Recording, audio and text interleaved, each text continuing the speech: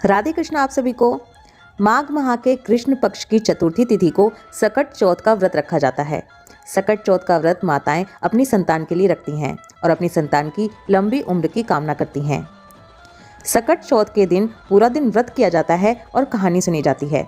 आज की वीडियो में हम सकट चौथ की कथा या कहानी सुनेंगे। आज की इस वीडियो में मैं आपको सकट चौथ की 2 कहानियां सुनाने वाली हूँ। चलिए पहली कहानी शुरू करती हूँ। एक बार की बात है, एक गांव में एक बुढ़िया और उसका बेटा रहते थे। दोनों माँ बेटे ही घर में थे। उसकी माँ बड़ी मेहनती थी। पति के मरने के बाद उसने बहुत मेहनत करके अपने बेटे को पाला पोसा और उसे काम पर लगवा दिया था।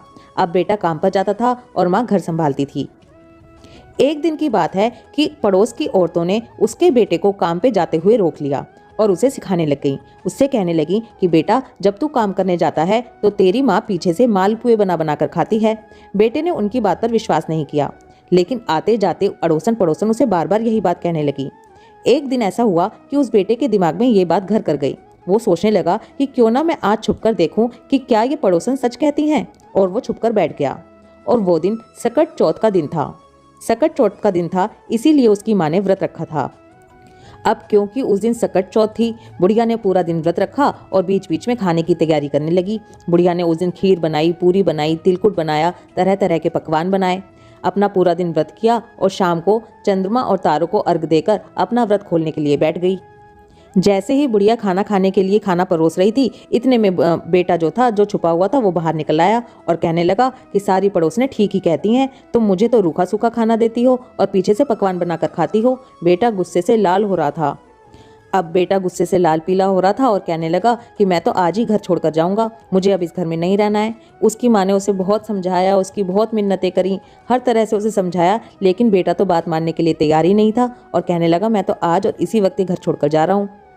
जब बहुत समझाने पर भी उसका बेटा नहीं माना तो वो मुट्ठी में थोड़े से तिल भर कर ले आई और अपने बेटे से कहने लगी कि बेटा, तुझे अगर मेरी बात नहीं माननी, जाना है तो तू जा, लेकिन तुझे मेरी एक बात माननी पड़ेगी। और उसकी मुट्ठी में थोड़े से तिल दे दिए और कहने लगी कि बेटा, अगर रास्ते में तेरे ऊपर कोई संकट आए तो तू इन तिलों को अपने चारों तरफ बो देना, इससे तेरा संकट टल जाएगा।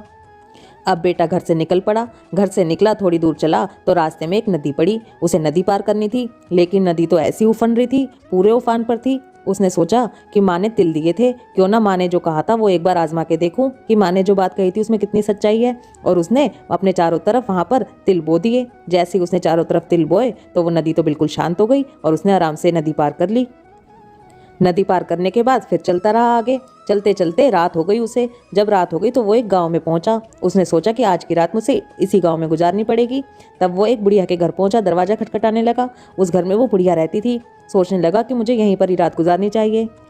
उसने बुढ़िया से कहा कि माई, मुझे आज रात के लिए आसरा चाहिए। वो कहने लगी, हाँ बेटा रुक जा, मैं तो अकेली ही रहती हूँ। वो रात को वहीं पर रुक गया। जैसे ही सोने लगा तो उसे किसी के रोने की आवाज़ आई। फिर सोने की कोशिश करने लगा, फिर रोने की आवाज़ आई। उसने देखा कि वो जो बुढ़िया जिसके घर में रुका था वो पूरी रात रो रही थी, बार बार बार बार। ये सोचने लगा ये बुढ़िया पता नहीं क्यों पूरी रात रो रही है। जाके उससे कहने लगा कि माँ, मैं भी तुम्हारे बेटे जैसा ही हूँ, मुझे बताओ कि तुम क्यों रो रही हो, मैंने सुना पूरी रात हो गई तुम्हें रोते रोते। वो कहने लगी, ना बेटा, कोई बात नहीं है। कहने लगा, नहीं माँ, मुझे बताओ कि क्या बात है, तुम क्यों रोती हो। जब वो बार बार जिद करने लगा तो बुढ़िया रोते रोते कहने लगी कि बेटा, इस गांव का रिवाज है कि यहाँ हर 6 महीने में आवा पकाया जाता है। आवा उसे कहते हैं जिसमें कुम्हार अपने बर्तनों को पकाता है।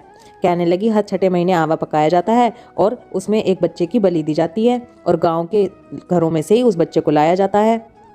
कहने लगी कि आज मेरे बेटे का नंबर है, इसलिए मैं बार बार रो रही हूँ। तो वो कहने लगा कि माँ, तुम दुखी मत हो। आज रात को जब राजा के दूत और तुम्हारे बेटे को लेने के लिए आएंगे तो तुम अपने बेटे को मत भेजना, अपने बेटे की जगह तुम मुझे भेज देना। बुढ़िया माई कहने लगी, ना ना बेटा, ऐसे क्यों कह रहा है, तू भी तो किसी माँ का लाल है, ऐसे मैं किसी के लाल को कैसे भेज दूँ। तो वो जिद पे अड़ गया कि नहीं माई, तुम अपने बेटे को मत भेजना, मुझे ही भेजना। अब जैसे ही रात हुई, आधी रात हुई, तो राजा के दूत आए। राजा के दूत आके बुढ़िया से कहने लगे कि अपने बेटे को भेज। बुढ़िया सोचने लगी कि ऐसे मैं किसी के बच्चे को कैसे उठा दूं और कैसे मरने के लिए भेज दूं। बुढ़िया से तो बड़ा जोर पड़ रहा था उस लड़के को उठाने में, लेकिन जब वो दूत बार बार बुलाने लगे तो उस लड़के की खुद ही नींद खुल गई। तो वो उठ के राजा के दूत के साथ चला गया। अब वो राजा के जो दूत थे उस लड़के को लेके पहुंच गए महल में और वहां पर उन्होंने आवा गर्म कर रखा था और उस आवे में उस लड़के को बैठाने लगे। जब वो लड़का आवे में बैठने के लिए गया तो उसने पहले अपने चारों तरफ वो जो माँ ने तिल दिए थे वो अपने चारों तरफ छिड़क लिए। चारों तरफ छिड़क के फिर उसके बीच में बैठ गया। जो आवा में किसी को बिठाया जाता था उस आवा को पकने में हर बार 6 महीने लग जाते थे, लेकिन अब की बार वो आवा 3 दिन में ही पक गया। चारों तरफ शोर मच गया कि आवा इतनी जल्दी कैसे पक गया, जिस आवा को पकने में 6 महीने लगते हैं वो तो 3 दिन में ही पक गया। अब राजा के दूत आवा खोलने के लिए चले। जैसे ही आवा खोलने लगे तो अंदर से आवाज आई, धीरे धीरे होले होले, धीरे धीरे होले होले। सोचने लगे कि भैया अंदर से पता नहीं कैसी आवाज आ रही है। जब आवा खोल कर देखा तो वहां पे तो वो लड़का बिल्कुल सही सलामत बैठा हुआ था। अब जब दूतों ने देखा कि ये तो बिल्कुल सही सलामत बैठा हुआ है अंदर, तो वहाँ पे दूतों ने खूब शोर मचा दिया। राजा भी आ गया, पूरा गांव इकट्ठा हो गया। सब लोग पूछने लगे कि तुम्हें 3 दिन हो गए इस आवा में बैठे हुए और तुम तो बिल्कुल सही सलामत हो, हल्की सी खरोंच भी नहीं है, ऐसा कैसे? तब वो लड़का कहने लगा कि जब मैं अपने घर से चला था तो मेरी माँ ने मुझे तिल दिए थे और ये कहा था कि बेटा जब भी कोई संकट आए तो इन तिलों को अपने चारों तरफ बो लेना। मैंने माँ के कहने से ऐसा ही किया और गणेश जी भगवान की कृपा से मेरे सारे संकट दूर हो गए। रास्ते में भी जो संकट आया था वो भी इन तिलों की वजह से ही दूर हुआ, क्योंकि मेरी माँ गणेश चौथ का व्रत करती है। और बोला गणेश भगवान की कृपा से जो आपके राज्य को श्राप लगा हुआ है वो भी अब समाप्त हो जाएगा। ये सब सुनकर राजा तो बहुत ही खुश हुआ। उसको उस लड़के की बातें, उसकी माँ का सत्य, गणेश भगवान की कृपा, इन सबको सुनकर बहुत ही आश्चर्यचकित हो गया वो तो।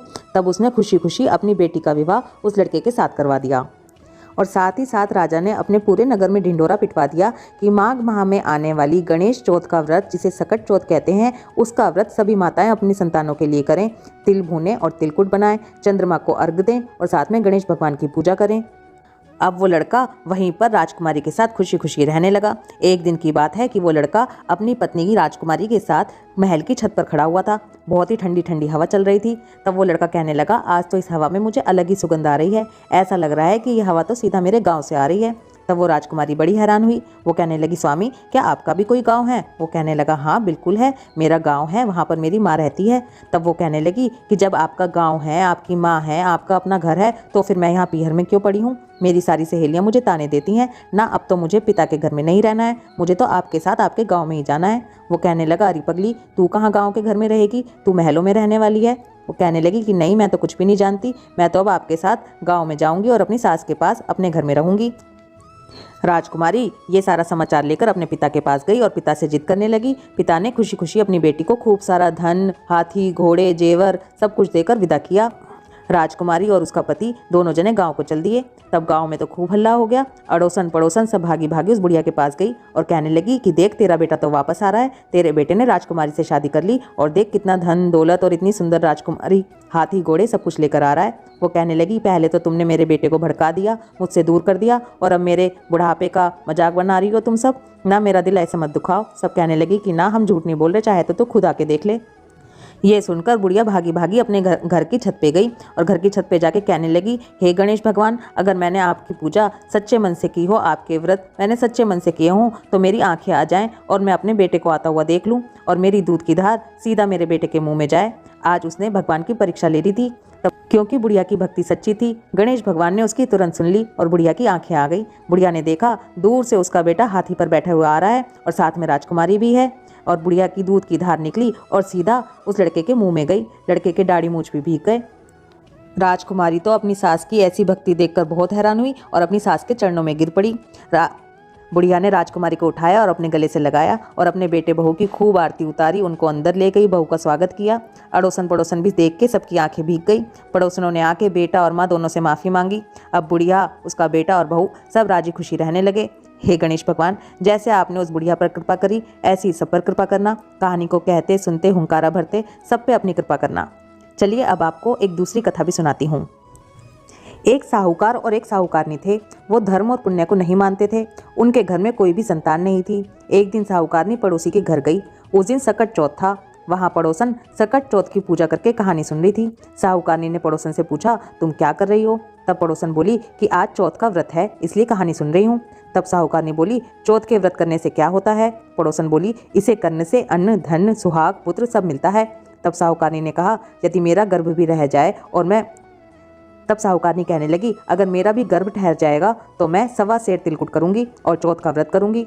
श्री गणेश भगवान की कृपा से साहूकारनी के गर्भ रह गया तो वो बोली कि मेरे लड़का हो जाए तो मैं 2.5 सेर तिलकुट करूंगी। कुछ दिन बाद उसके लड़का हो गया तो वो बोली, हे गणेश जी भगवान, हे चौथ माता, मेरे बेटे का विवाह हो जाए तो मैं 5.25 सेर का तिलकुट करूंगी। कुछ वर्षों बाद उसका बेटा बड़ा होने लगा। उसके बेटे का विवाह तय हो गया। उसका बेटा विवाह करने के लिए चला गया, लेकिन उस साहूकारनी ने तिलकुट नहीं किया। इस कारण से चौथ माता क्रोधित हो गई और उन्होंने फेरों से उसके बेटे को उठाकर पीपल के पेड़ पर बिठा दिया। सभी लोग लड़के को खोजने लगे, लेकिन लड़का किसी को भी नहीं मिला। हताश होकर सब जो मेहमान थे सब अपने अपने घर को लौट गए। उधर जिस लड़की से साहूकारनी के लड़के का विवाह होने वाला था, वो अपनी सहेलियों के साथ गणगौर पूजने के लिए जंगल में दूब लेने के लिए गई। तभी रास्ते में पीपल के पेड़ से आवाज आई, ओ मेरी अर्धब्याही, ओ मेरी अर्धब्याही। ये बात सुनकर लड़की घर आ गई। डर के मारे लड़की को बुखार चढ़ गया। उसके बाद लड़की धीरे धीरे सूखने लगी।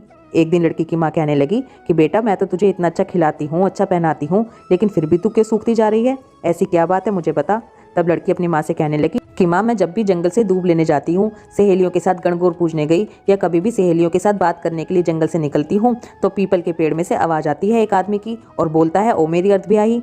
माँ, मुझे बहुत डर लगता है। उस लड़के ने मेहंदी लगा रखी है और सेहरा भी बांध रखा है।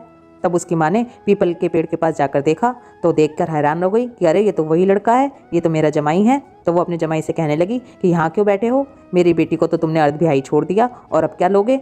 साहूकारनी का बेटा बोला, मेरी माँ ने चौथ का तिलकुट बोला था, लेकिन किया नहीं, इसलिए चौथ माता ने नाराज होकर मुझे यहाँ बैठा दिया है।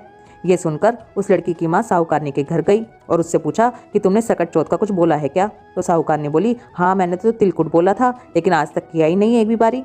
उसके बाद साहूकारनी बोली कि मेरा बेटा घर आ जाए तो 2.5 मन का तिलकुट करूंगी। इससे श्री गणेश भगवान प्रसन्न हो गए और उसके बेटे को फेरों में लाकर बैठा दिया। बेटे का विवाह धूमधाम से हो गया। जब साहूकारनी के बेटा और बहू घर आ गए, तब साहूकारनी ने 2.5 मन तिलकुट किया और बोली, हे चौथ माता, हे गणेश भगवान, आपके आशीर्वाद से मेरे बेटा और बहू घर आ गए हैं, जिससे मैं हमेशा तिलकुट करके व्रत किया करूंगी। इसके बाद सारे नगरवासियों ने तिलकुट के साथ सकट का व्रत करना शुरू कर दिया।